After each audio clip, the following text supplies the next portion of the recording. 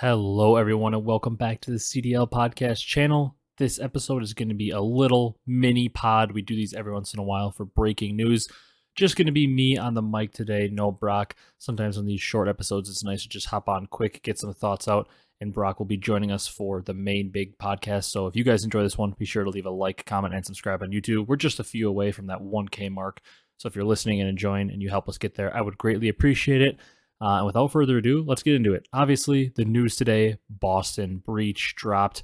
Not officially confirmed at the time I hit record on this, but apparently the rumor is that Snoopy will be joining Boston for champs in place of Vivid.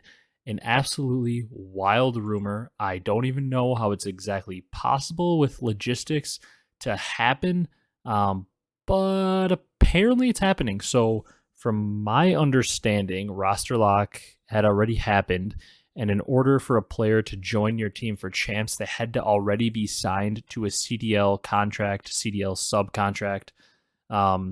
So, for example, for Faze, Classic is signed as a sub. So, from my understanding, let's say Simp got super sick and couldn't play. Technically, Classic could come join the roster or get put into the starting lineup because he's already signed as a substitute player.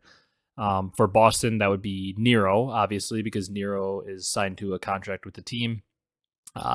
So I would assume that would mean that, Nero could sub in.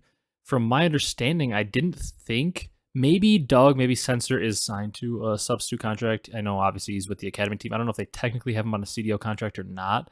So maybe Doug could technically sub in too. But from my understanding, like Shawnee, Snoopy, Pentagram, none of them are actually on CDL official contracts and on the roster for Boston, from what I understand. So I'm a little bit confused as to how the logistics on this could work, as to how Snoopy could come in for Boston. Maybe he signed a contract a few months or a few weeks back to join the official team, and we just never heard about it. That, I guess, could be a possibility, but usually the league has something on the website about him signing, and I don't believe they have that. So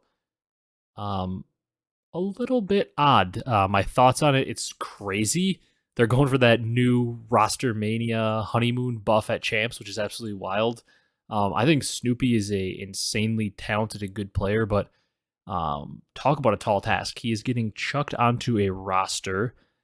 Not only will his first match be at champs, his first pro match, it will be, he just recently turned 18 from what I heard.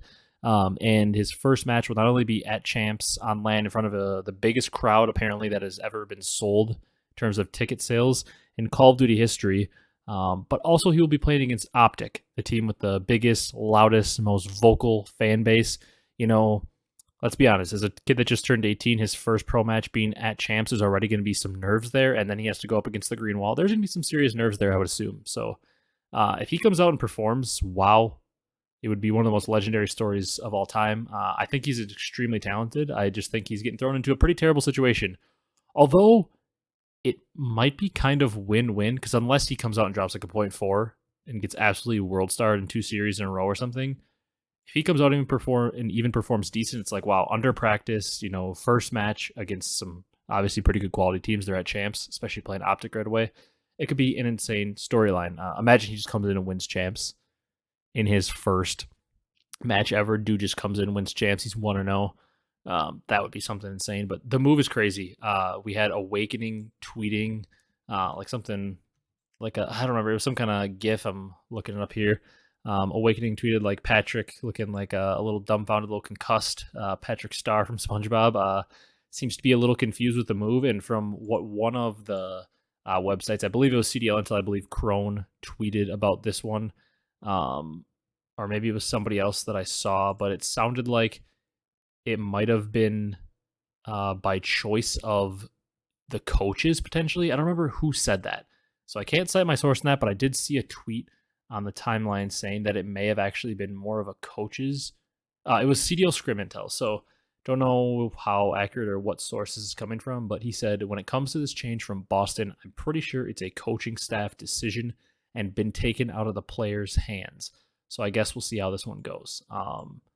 So that's bold. Usually it's not like sports. We don't see coaches or general managers making like complete definitive decisions. Usually the players are very heavily involved with roster changes and stuff like that. And maybe the coaches came in and said, no, we're making a change. This team isn't good enough. So they're throwing everything at the wall in hopes it sticks, I guess. So, I mean, great opportunity for Snoopy if he comes out and upsets OpTic in round 1 of champs. That would be something for the ages, for the storybooks. In place of Vivid's interesting. I can't believe they didn't bring in Nero.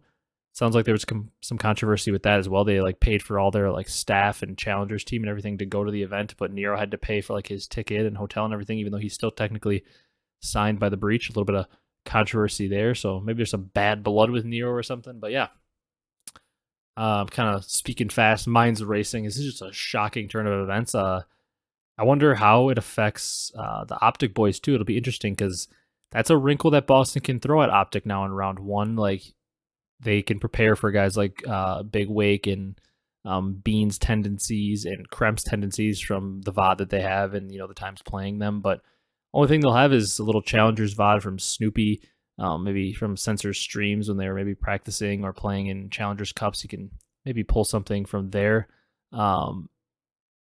I don't know though. It's interesting. I guess it's a wrinkle they can throw at OpTic because they maybe could have some play calls or some things that Snoopy likes to do that OpTic won't be able to pick up on. They'll have to do it on the fly. So an interesting little wrinkle to say the least. We know the talent is there. It's just a matter of can he translate it this quick with this little practice and playing this good of teams. So very interesting. I guess we will see when it gets there. But that's going to do it for this one. If you guys enjoyed, like I said, at the time I hit record, we're at 998 subs. Our goal was by the end of champs to hit 1K. So if you guys could help us out there, if you're listening, you enjoyed, you want to check out the actual podcast, drop that sub. We appreciate the support as always. You've been growing at a pretty rapid rate, and we really love to see all you new people and all you returning people in the comments. Love to interact with you guys. It's really what this channel was started on, and I greatly appreciate all the support. Brock does as well. If you guys, first time you're tuning in and listening to one of these little emergency pods, we do these every once in a while. Usually when they happen, it's just me solo, but they happen very rarely just for big news, like roster changes and stuff in the off season. And then we drop our podcast every Monday night around 8 o'clock Central. It drops Monday with Brock and I, a 2-man podcast here, just talking everything CDL, making predictions, reacting to matches, stuff like that. So appreciate all the support. Thank you guys so much for watching, and we will see you on Monday with another episode of the podcast. Thanks for listening, everyone.